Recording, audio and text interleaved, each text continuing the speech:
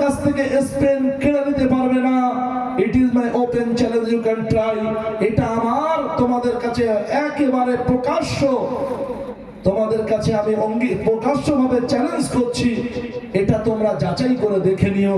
প্রিয় হাজিরিন, আলহামদুলিল্লাহ স্পেনে একটা দুটো বছর নয়, 800 বছর এই স্পেনের জমিনে কোরআনে কারীম চলেছিল। 800 বছর স্পেনের মাটিতে, ওখান থেকে সারা পৃথিবীতে কোরআনের তাফসীর সাপ্লাই হয়েছিল। ইমামে কুরতুবী আলাইহির রাহমা কঠোবার জামে মসজিদে বসে বসে তাফসীরে কুরতুবী লিখে গোটা বিশ্বকে কোরআনের তাফসীর জানিয়েছিলেন। ইমামে বুখারী রাহমাতুল্লাহ আলাইহি, ইমামে তিরমিজি, ইমামে নাসাই, ইমামে তাহাবি, ইমামে মুয়াত্তা ইমাম মালিক আলাইহির রাহমা, তারা আপনার এই সমস্ত জায়গা থেকে ইলমের পিপাসা তারা মিটিয়েছেন। কিন্তু ধীরে ধীরে ধীরে ধীরে মানুষের কোরআনের প্রতি অবজ্ঞা, কোরআনের প্রতি অনীহা, কোরআন ওয়ালাদের প্রতি তুচ্ছ তাচ্ছিল্য, কোরআনের প্রতি আপনার তাদের আননেগলিজেন্সি, উদাসীনতা, কোরআনের প্রতি তাদের অভক্তি জমতে লাগলো।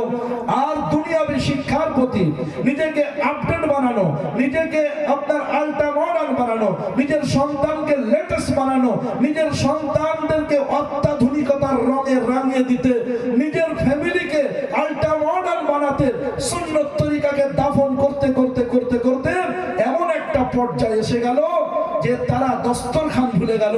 এমন একটা পর্যায়ে এসে গেল তারা মিসওয়াক ভুলে গেল। এমন একটা পর্যায়ে এসে গেল তারা আপনার তাফসীরের লেখা কিতাবগুলো ভুলে গেল।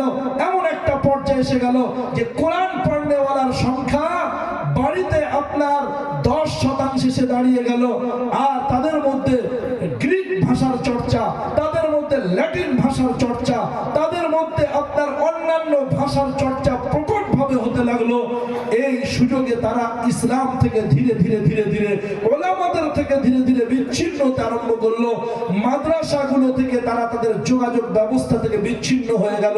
এমন একটা পর্যায়ে আসলো আপনার 1419 খ্রিস্টাব্দের দিকে, আপনার এপ্রিল মাসের আগে আগে রাজা ফার্দিনান্দ আর এই দিকে রানী ইসাবেলা দুইজনে দুই দিক থেকে যৌথভাবে মিলিটারি নামিয়ে দিয়ে ওদেরকে বলল যে আপনারা যারা শান্তি চান, ইসলাম মানে তো শান্তি, ইসলাম মানে তো আপনার স্বস্তি, ইসলাম মানে তো শান্তির ধর্ম, সুতরাং আপনারা যারা শান্তি চান আপনারা মসজিদে গিয়ে অবস্থান করুন। সেদিন ওলামারা বলেছিলেন যে এটা কিন্তু ওদের একটা চাল, ওদের একটা প্রোপাগান্ডা, এই প্রোপাগান্ডার উপরে আমাদের রুখে দাঁড়ানো দরকার। সেদিনকার যুবকেরা, সেদিনকার তরুণেরা, সেদিনের কিশোররা, সেদিনের আপনার বলবান পুরুষেরা, তারা বলেছিল এটা ওলামারা আমাদেরকে অশান্তির পথে নামাচ্ছেন, ওলামারা আমাদেরকে বিভ্রান্ত করছেন, ওলামারা আমাদেরকে চক্রান্ত করছেন। গুটি কত ওলামার কথা সেদিন শোনেনি, মাদ্রাসাদের কথা সেদিন সাধারণ মানুষ বোঝেনি, যার কারণে মসজিদে চলে গিয়েছিলেন একদল শান্তিপ্রিয় মানুষ।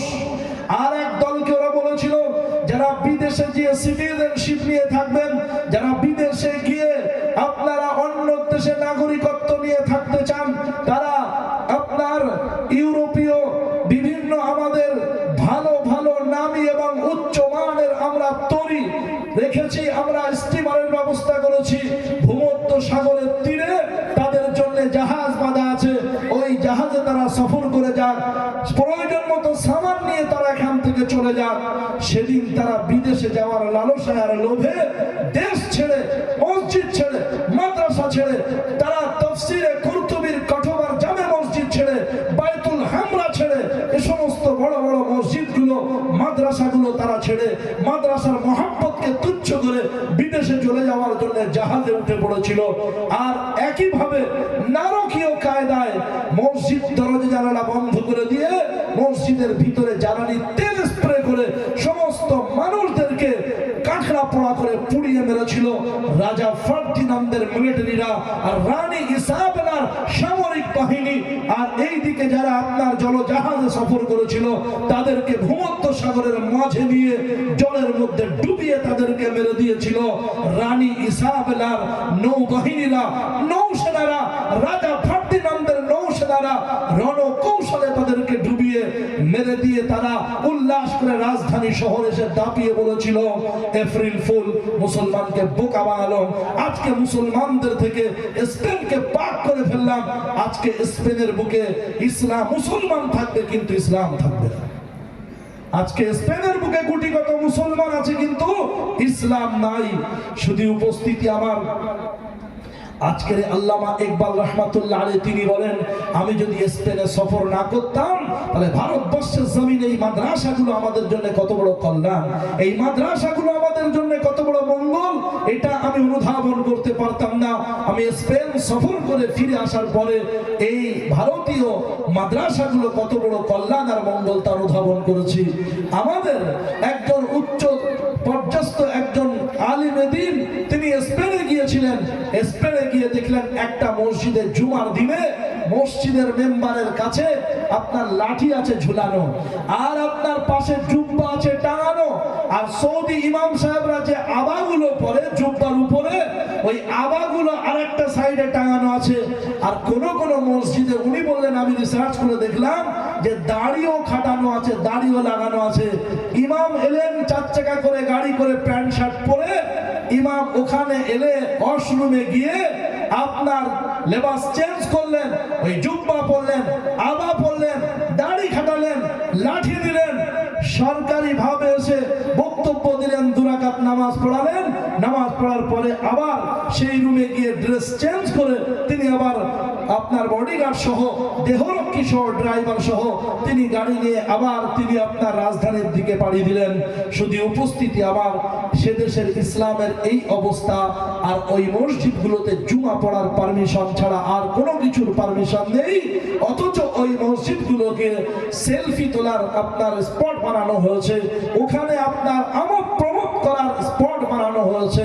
এই রকম পরিস্থিতি আজকে শুধু আমাদের এই ভারতবর্ষের জমিনে এত প্রতিবাদ, এত প্রতিহত, এত প্রতিরোধ, কোরআনের শত্রুতা, ইসলামের উপরে শত্রুতা, ইসলামের উপরে বিভিন্ন রকম আক্রমণ হওয়া সত্ত্বেও এই মুঠি মুঠি চাল, এই মুষ্টি মুষ্টি বিন্দু বিন্দু সিন্ধু সঞ্চয় করে 1 মুঠো 2 মুঠো 1 টাকা 2 টাকার বিনিময়ে এই যে তালবিলিম গুলো এখানে আপনাদের অনুগ্রহ অনুকম্পা নিয়ে এরা বড় হচ্ছে। আলহামদুলিল্লাহ, আসু ভবিষ্যতে এরাই আমাদের সমাজের ডিরেকশন দেবে। শুধু উপস্থিতি আপনাদেরকে স্বাগত জানাই, আপনাদেরকে স্যালুট জানাই। আপনারা এই হামিদপুরে তাহফিজুল উলুমের বন্ধ ব্যবস্থা করেছেন, এই বন্ধ ব্যবস্থা ছিল না। আগের দিনে কেমন ভাবে ইলম অর্জন করতেন? ইমামে বুখারী রাহমাতুল্লাহ আলাইহি উনি এক ওস্তাদের কাছে গিয়েছেন বাগদাদ শরীফে। বাগদাদ শরীফে ওস্তাদের কাছে গিয়ে উনি তার কাছে যতটুকু হাদিস ছিল হাদিসগুলো নিয়ে খাতায় লিখে ভর্তি করলেন। ওখান থেকে ওই ওস্তাদের হাদিস ফুরিয়ে গেছে, ওখান থেকে চলে গেলেন হেজাজে, হেজাজের মুহাদ্দিসের কাছ থেকে হাদিস লিখলেন। ওখান থেকে চলে গেলেন আপনার হেজাজ থেকে পাড়ি দিলেন তায়েফে, তায়েফ থেকে চলে গেলেন নাসিবাইনে, নাসিবাইন থেকে চলে গেলেন উনি ওমানে, ওমান থেকে চলে গেলেন ইয়ামানে। এভাবে দেশ বিদেশ ঘুরে ঘুরে হাদিস সংগ্রহ করতেন। আর সে যুগের কোরআনের পড়ুয়ারা, সে যুগের তাফসীর পড়ুয়ারা, সে যুগের কোরআন হাদিসের জ্ঞান অন্বেষণকারীরা বিভিন্ন ওস্তাদের বাড়িতে যে যার কাছে যেটা আছে তার কাছে শিখে আসতেন। পান্ডুয়াতে গেলেন, সেখানে একজন মুহাদ্দিস সাহেব আছেন, তার কাছ থেকে হাদিস নিয়ে এলেন। কলকাতাতে গেলেন, সেখানে একজন মুফাসসির আছেন, তার কাছ থেকে তাফসীর নিয়ে এলেন।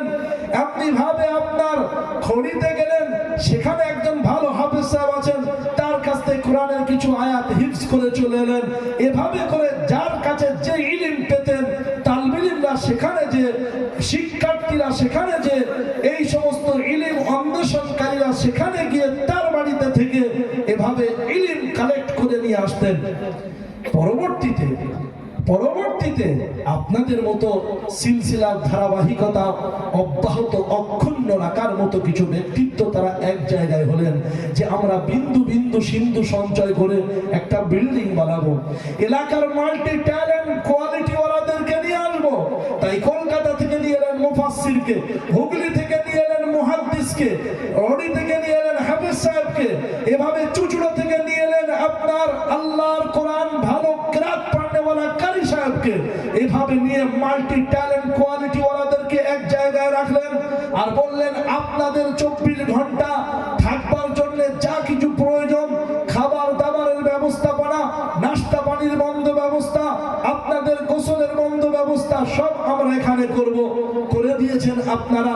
এবারে আপনারা অ্যানাউন্সমেন্ট করলেন, কনভেনারকে দিয়ে ঘোষণা করলেন যে তালবে ইলম যাদের যা শিখবার ইচ্ছা এখানে চলে আসো, আমরা ব্যবস্থা করেছি।